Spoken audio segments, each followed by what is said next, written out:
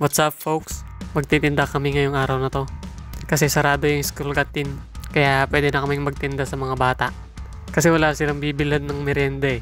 Ito yung niluto namin oh. Hindi pala kami, siya lang. Isang mainit na pansit. Ibabox pala namin yan. Tapos lalagyan ko ng tinidor. Disposable tinidor. Mura lang yan.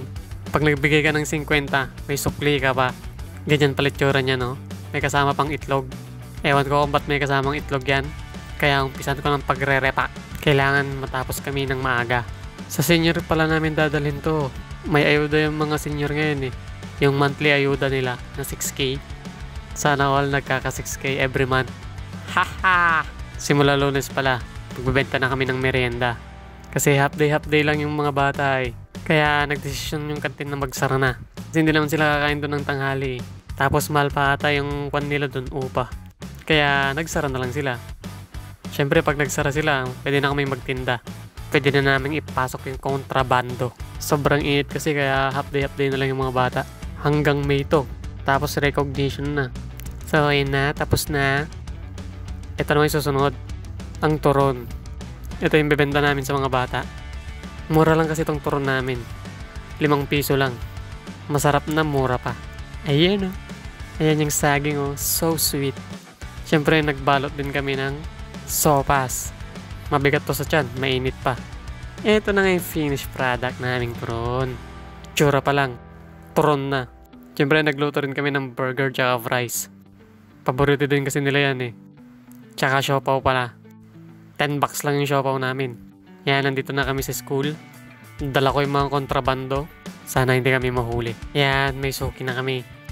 Usap muna sila ni Mama Isil kung magkano yung bigayan. Sunod punta na kami sa classroom. Medyo nahuli lang kami. Kasi bumili na daw sila ng merienda. So sad. Okay lang yan. Marami pa namang estudyante dyan eh. Ayan oh. Hindi pa sila nagmerienda. Sakto. Jackpot ba? Hindi ko alam kung anong grade dyan. Ito na yung pansit. Medyo late na rin kasi. Natagalan kami sa school. Pero susubukan pa rin namin benta to sa mga senior citizen. Nakapagkat pala ako dyan. Kasi may binentan si Mama Isil. Yan, didiretso na tayo dun sa may barangay hall. Dun kasi yung bigayan ng ayuds eh. Medyo malayo ng konti. Kasi umikot pa kami. Umaga pa lang napakainit na. Pagdating ng hapon sobrang init. Nakakalusaw. Mukhang fresh pa naman ako.